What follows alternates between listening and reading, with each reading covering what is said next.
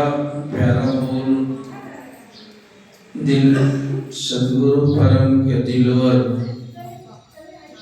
सुर संत जन सहारे।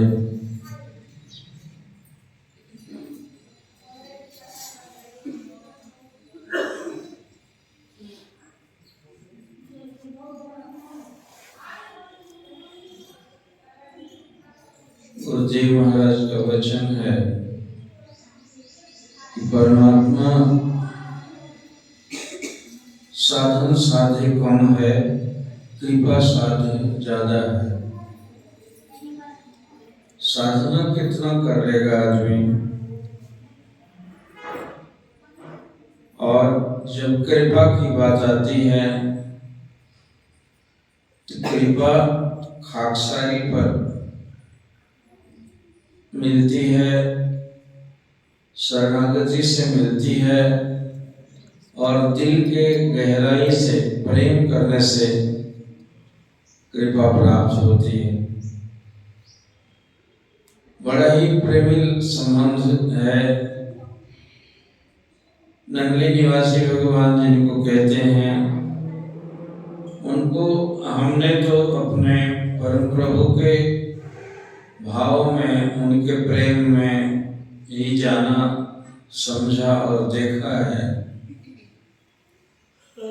जब 50 वर्ष बाद भी कोई प्रसंग ऐसा आता था जब परम प्रभु को उनके इष्ट देव की याद कराई जाती थी, तो वे महाज्ञानी बिल्कुल एक शिशु जैसा उनकी याद में चारों कतार अश्रुपात होने लगता था, और इतने भाव विह्वल हो जाते थे जैसे उनके पूरे शरीर में प्रकंप होने लगता हो। उनकी हालत अजीब सी होती थी जब भी उन्हें याद करते थे। शुरू से ही जब भी उनको मिलने गए थे तो बड़ा अनुशासन था उनके मिलने का। वे हर किसी को जैसे तैसे दर्शन नहीं होता था, तो काफी देर तक प्रतीक्षा करके जब बहुत ही कोई खास सत्पात्र होता था तभी उसको दर्शन दिया करते थे वे। गुरुदेव परम प्रभु अपना गृह त्याग करके भगवान को प्राप्त करने के लिए अपने जन्मभूमि को छोड़कर कैसे वहां लाहौर चले गए थे, कुदरत ने पहुंचा दिया था, और काफी देर तक से महात्माओं के सेवा में लगे रहे। उनको उनका दर्शन नहीं हो पाया था। तो उस समय से कोई महात्मा उनके पास से आया था किसी काम के लिए। तो महाराज बड़े छोटे थे, 14 साल की अवस्था थी, और इनको उनके लिए इतनी तड़प थी मिलने के लिए कि उन्होंने अपना हाथ काट के चाकू से हथेली में गहराई से काट दिया, और उस खून को एक पत्ते पर रोक के चिट्ठी लिखी उनको कि हे मेरे इष्ट देव, आप मुझे शीघ्र दर्शन दीजिए, वरना आपकी याद में कहीं प्राण न निकल जाए। तब उस चिट्ठी को पढ़ने के बाद जिनको बुलाया था, उन्होंने जैसा सुनाया करते थे कि प्रथम मिलन में ही वे जब उनके निकट गए, दंडवत किया इन्होंने, तो उनके चरणों को अपने आंसुओं से भिगा दिया। कहते थे कि जो जुराब उनके पांव में पड़ा था वो गीला हो गया। इतना रोए, इतना रोए, इतना रोए, और उनको लेटते हुए देखकर हंसने लगे। वे कहते हैं बहुत भूले, बहुत भूले, बहुत भूले, अब तो अपने घर आ गए हो, खुशियां मनाओ। तो अभी इनको समझ नहीं आया कि बहुत भूले भूले भूले मतलब मैं बहुत दिनों से इनसे दूर चला गया था, मैं इनका ही था, इसलिए अब किसी तरीके से मैं इनको मिला हूं मैं। तो वह मिलन का प्रसंग बताया करते थे कि उसी पहले मिलन में ही कितने सत्पात्र थे ना, कि उनके पहले मिलन में ही इन्होंने कहा कि महाराज मैं तो साधु बनूंगा, मुझे संन्यास लेना है। उन्होंने कहा पागल, अभी छोटी उम्र है, अभी नहीं साधु बनते, तो अपने घर चला जा। कहने कि नहीं जी मैं तो साधु बनूंगा।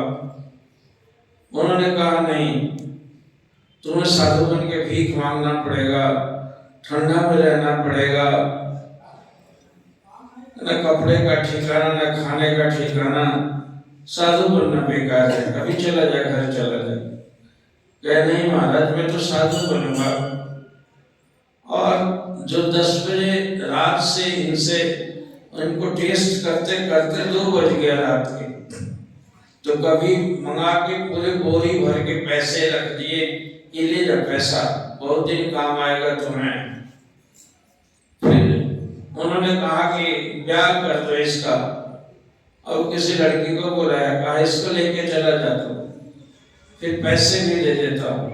आगे नहीं मुझे तो साधु बनना है, मुझे तो साधु बनना है। करते करते हर तरीके से इनको टेस्ट किया, लेकिन ये हिलने वाले नहीं थे। कैसा संस्कार था कि 3-4 घंटों में जब सवेरा हो गया, इनकी कट्टरता देख के पसीज गए। तो इनके रावत थे नंगल वाले महाराज जी, उनको कहा है हीरानंद बड़ा कट्टर लड़का है, ये तो मानता ही नहीं। उन्होंने डराने के लिए कहा कि जाकर सिर मुड़ा के आ जा रात में, और सिर मुड़ाने लगे जब, तो भोथरा छुरा था वो महात्मा एक करने लगे, और कपड़ा उतार के जैसे होता है ठंड से खटखट खटखट दांत खटखटाने लगा। तो उनको दया लगी, इसके माँ बाप घर में रोते होंगे, इतना सरलगा ये, इसको कह दो लौटा दो, समझा दो इसको। लेकिन ये मानने वाले नहीं थे। अंत में उस रात में इनको संन्यास दिया, और नाम वे अंतर्यामी प्रभु थे। इन्होंने कहा इसका नाम क्या रखा? कहने लगे मेरे मन में लगा कि मेरा नाम परम ज्ञानानंद रहता तो अच्छा था। कहा जैसे मन में संकल्प उठा तो हंस के कहते हैं क्या कहते हो, तेरा नाम परम ज्ञानानंद रख दूं? कहा जी हाँ महाराज मैं यही सोच रहा था। और इनका नाम वैसे रखा गया। गरीब वस्त्र में इनको भेष मिला, तो ये सवेरे सवेरे इतने प्रसन्न थे साधु बन के, जैसे बड़े दिनों की आकांक्षा थी कि मैं साधु बनूंगा, और साधु बन के सन्यासी बन के मैं भगवान शंकर को प्राप्त करूंगा, मैं शिव जी से मिलूंगा मैं। तो फिर इन्होंने सन्यास लेके हाथ में सुरली लेके वे नहर के किनारे सवेरे सवेरे टहल रहे थे। तो इनको याद आया कि मैंने बहुत बचपन में सपना देखा था कि मैं सिर मुंडित होकर मैं संन्यास लिया हूँ, और गहरी कपड़े में मैं ऐसे करके एक हाथ में कमंडल है, एक हाथ में सुमेरनी है, और घूम रहा हूँ मैं। तो उनको याद आया कि ये दृश्य, और वैसे ही बंगलों में फूल के गमले लगे हुए थे, पार्क था, बड़े सुंदर सुंदर फूल खिले थे, दूसरी तरफ दरिया बह रही थी। कहने मैंने बचपन में देखा था इस सपने को, और वो दृश्य जग उठा उन्होंने। बहुत सारे बचपन के सपने वे महाराज सुनाया करते थे कि मैं ढूंढीराज गणेश जी और विश्वनाथ भगवान काशी विश्वनाथ का मैं सपने में दर्शन करता था, और वो साकार हुआ जब साधु बन के आए। तो खैर उनके उन बहुत सारे प्रेम के प्रसंग जो आज्ञा पर जान न्यौछावर करने को तैयार हो जाते थे बिल्कुल। उन्होंने उनके मालिश के लिए आग लाने की जरूरत थी कि हाथ से सेक के उनको तेल लगाने के लिए हुआ। ये दौड़ के गए, अंगीठी जल रही थी किचन में, देखा इधर उधर कोई बर्तन नहीं था, हाथ लगा दिया, और अंगीठी पूरे जलते हुए अंगारों को हाथ से लेके वे दौड़ के गए, जाके वहां रख दिए। तो कुछ दूर उनका कमरा रहा होगा और वहां जाते जाते हाथ एकदम जल के दोनों तरफ के चमड़ी उधड़ आ गई और जैसे ही रखे तो हाथ ऐसे हो रहा था। तो गुरुदेव बोले कि परम ये हाथ किसके जले, तुम्हारे या मेरे? कहे प्रभु आप जानिए, मुझे तो हुक्म था कि जल्दी से आग ले आओ, तो जल्दी में कोई बर्तन नहीं मिला इसलिए हथेली में लेके आ गया। और उन्होंने फिर दवा उपचार कराया। तो इतने ज्यादा, अब जो जान पर खेल जाए उस पर कृपा तो होनी ही होनी हुई। जो कृपा शादी की बात कही जाती है, जो साधना से उस दुरूह मंजिल तक जो पहुंचता है व्यक्ति, और इस रास्ते से तुरंत कहते हैं कोटि पंथ का, कोटि कल्प का पंथ जो पल में पहुंचा जाए। जो करोड़ कल्प तक भी जिस रास्ते को पार करेगा वह पलक मारते पहुंच जाएगा, यदि प्रेमास्पद को रिझा रहे तो। बहुत सारे प्रसंग ऐसे आते हैं जब उन्होंने आज्ञा दी थी गुरुदेव ने कि भाई सलारवाला स्टेशन वहां से 10 किलोमीटर दूर है, 10 मील, और वहां से एक महात्मा को लौटा लाने की बात थी। कौन जाएगा? तो सब महात्मा इधर उधर ताकते रह गए। ये परम प्रभु बिल्कुल दौड़ पड़े जाने के लिए, और मिनट भर ही कुछ काम समय था, और उतनी देर में 10 मील दूरी तय करना बड़ा मुश्किल काम था। कोई सवारी तो थी नहीं, लेकिन ये भी कट्टर इतने कि आगे से वापस तो नहीं जा सकूंगा और वहां जल्दी मैं पहुंच भी नहीं पाऊंगा स्टेशन तक से। लेकिन दौड़ने लगे। इस प्रसंग को किताबों में पढ़ लेना तो बड़ी अजीब सी बात है, लेकिन महाराज ने अपने श्रीमुख से सुनाया था इस बात को कि बेटा मैं इतनी तेज दौड़ रहा था, और दौड़ रहा था इसी उम्मीद से कि कोई ठोकर लगे और मैं गिर पड़ूं।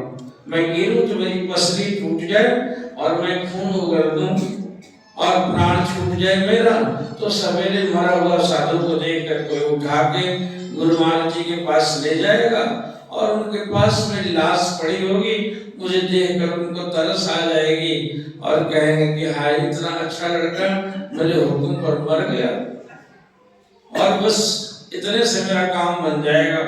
वो कृपा तो करनी ही है, जिनके हुक्म पर जान देता हूँ और नहीं जानता कि वजह क्या है। मैं नहीं जानता इसका परिणाम क्या होगा, बस उनकी आज्ञा पर मरना जानता हूँ मैं।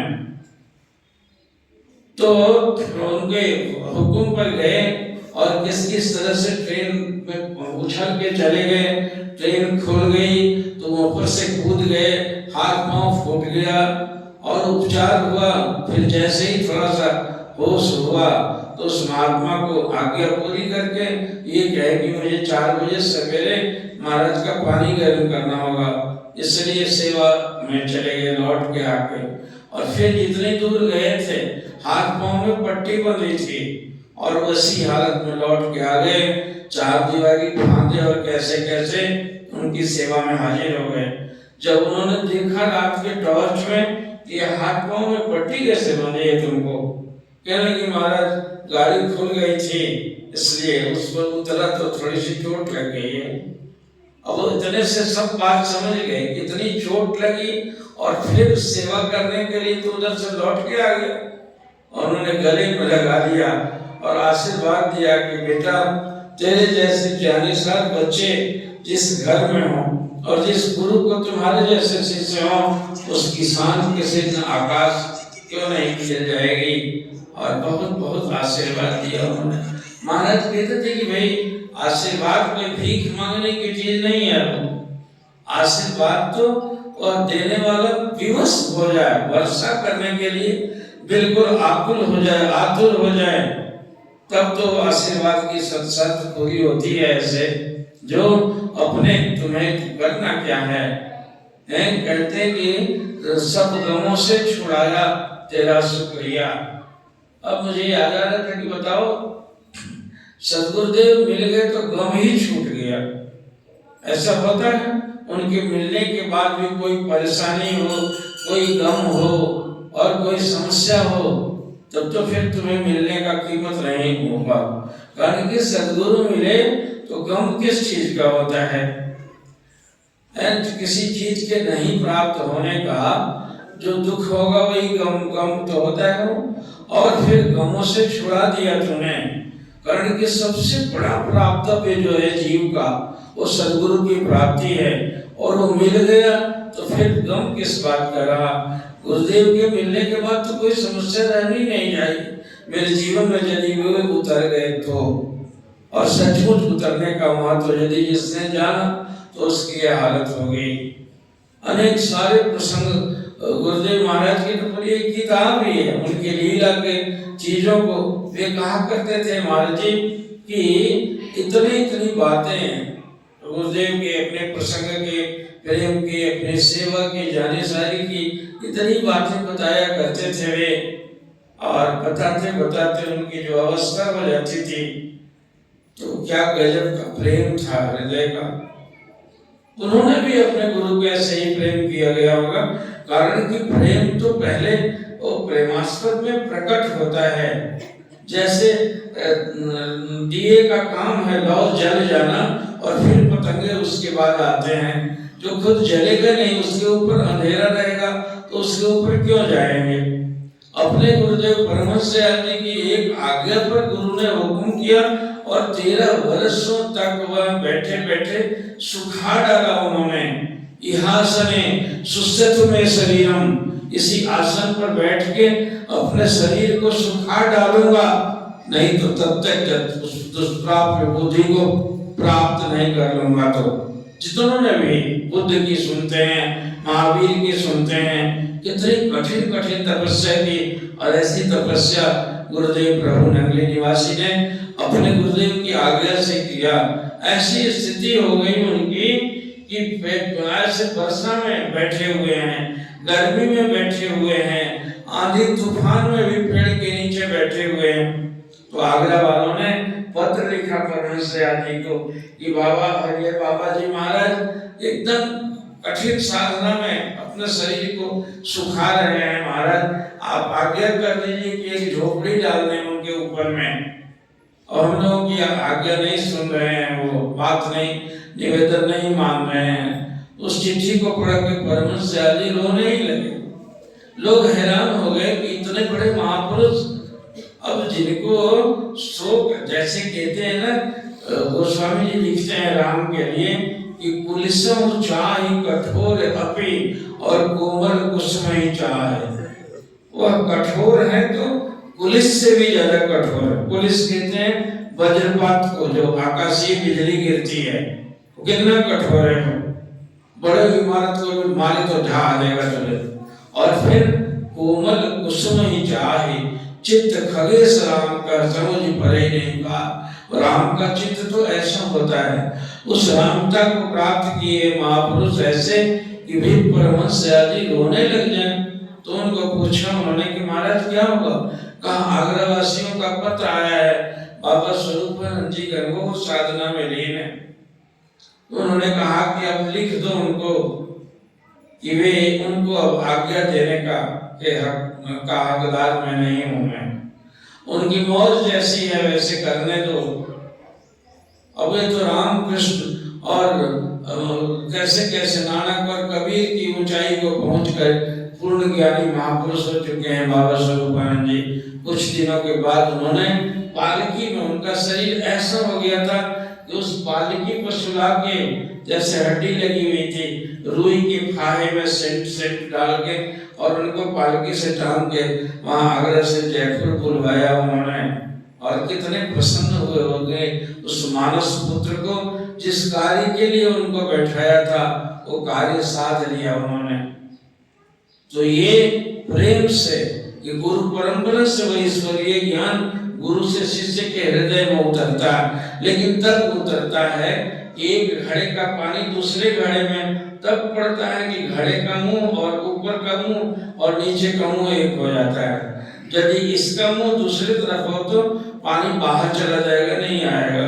इसलिए अपने तमाम ऐहिक दैहिक तमाम भावनाओं को खत्म करके, जला करके अपना केवल एकमात्र संकल्प उस मालिक का जैसे भृंगी जो है वह डंक से ऐसा आहत हो जाता है कि उसके ऊपर में, भृंगी के ऊपर में कीड़ा, उसका चिंतन निरंतर तैरता, उस चिंतन में निमग्न कर देगा तो सारी ऊर्जा उसके अंदर में उतर के आ जाएगी।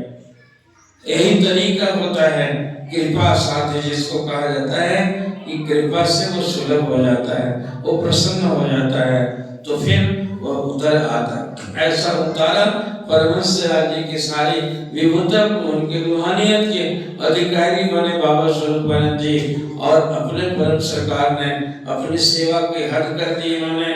और सेवा तप ही है, तप है, योग है, यज्ञ है, सब कुछ सेवा में आ जाता है। और उस अनन्य सेवक को तो सेवक प्रिय मोहि प्राण समाना, भगवान राम कहते हैं कि जरा बड़ा प्रिय नहीं, कहते कि सेवक तो मुझे प्राण समान प्यारा होता है।